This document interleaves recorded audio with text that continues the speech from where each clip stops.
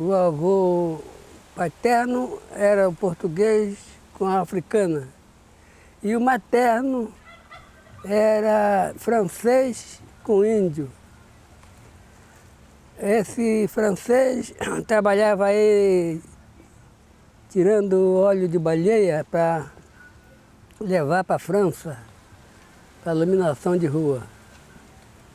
Os barcos pescavam aqui, eles fizeram armação aqui nesse lugar, então por isso levou o nome de armação. Os barcos traziam a baleia, encostavam na armação, eles puxavam para cima e tiravam todo o óleo dela, derretendo no fogo, naquele latão. E depois colocava no barril e mandava para Portugal.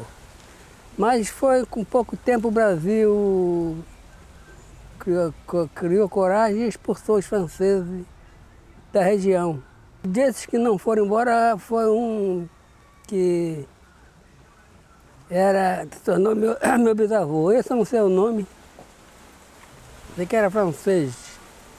Ele precisou de uma mulher, estava difícil naquela época, que os homens vinham de fora para aqui para trabalhar, ou para roubar, ou para piratear, mas não trazia mulher. Então precisava de uma mulher para viver com ele aí, porque ele resolveu não ir embora.